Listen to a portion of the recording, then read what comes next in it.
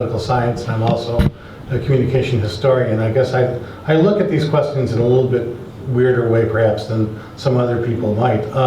We did have this period in the 1990s when there was all this libertarian fantasy talk about how nobody knows you're a dog on the internet and everybody was just going to be able to operate freely without any kind of governmental or other power structures intervening, and life would just be hunky-dory. We would all dance in flower-filled fields on the internet, and that would be it.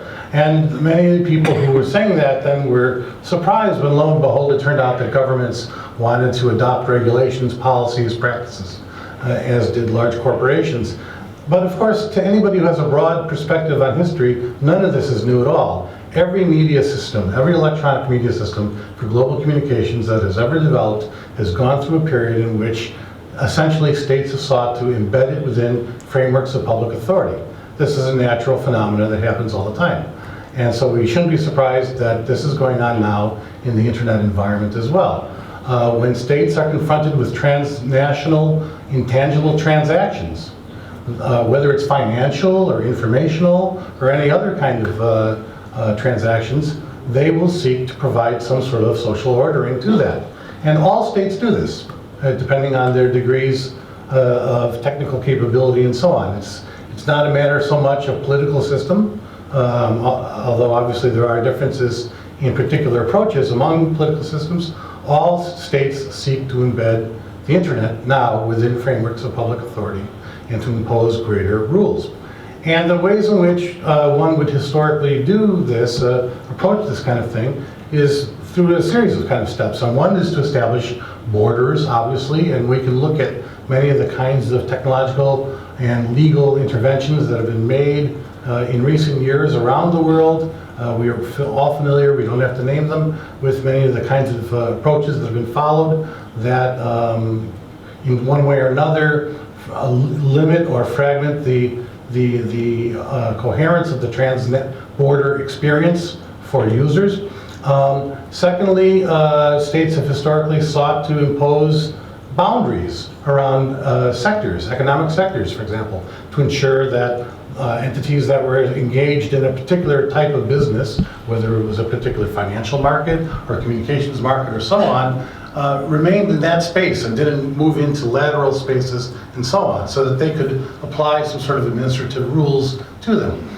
Thirdly, you would have the establishment of barriers to entry very often as a technique to ensure that particular firms, particular players had greater market positions and so on. And fourth, the establishment of some administrative mechanisms of surveillance, of routinization of the ability to monitor and know what's going on within the space. And these kinds of things have been done with broadcast medium, they've been done with traditional telecommunications, and they're being done with the internet now. So none of this is surprising. And of course, the extent to which states do this, the ways in which they do it, has a lot to do with the costs and benefits of different types of strategies, and whether the incentive structure is one that makes it rational and feasible for them to want to pursue that kind of approach. We also have at the same time in the private sector a growing sort of global enclosure movement, wherein you've got multiple sorts of ways in which firms are seeking to project power and influence to structure the internet space to serve their particular business models and so on. So you have the emergence of walled gardens, which Marcus referred to, the semi-sovereign states like Facebook with, you know, 1 billion people. It's like a transnational country of its own, with Mark Zuckerberg as king, and they set rules to which people are then subject if they wish to stay within the Facebook space. There are many dominant firms now seeking to do this, just as technology firms always have through technical standards, proprietary technical standards, and other kinds of techniques. We have intellectual property rules that sometimes, in the view of some, go beyond what might be not normally expected in terms of simply protecting the rights of authors and so on, to being much more expansive and limiting access to knowledge in some senses. We have increasing tensions, as we saw in the WICET negotiations in Dubai, between the telecom world and the traditional and the new internet world, with the telecom carriers seeking to impose greater control through their network infrastructure into the internet environment.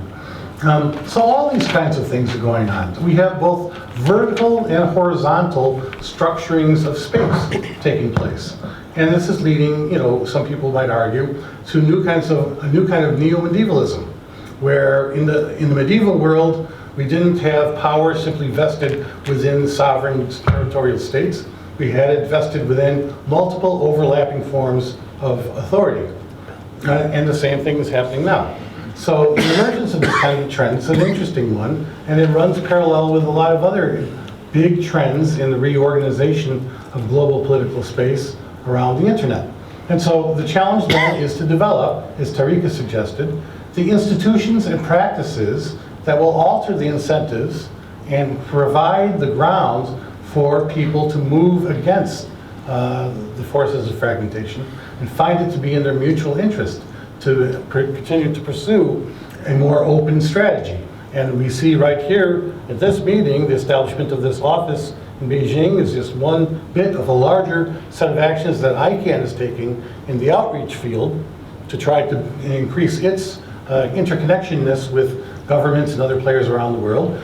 And other actors will be doing the same kinds of things. So these are the challenges. How do we develop the institutions that will sustain openness given all the pressures for closure?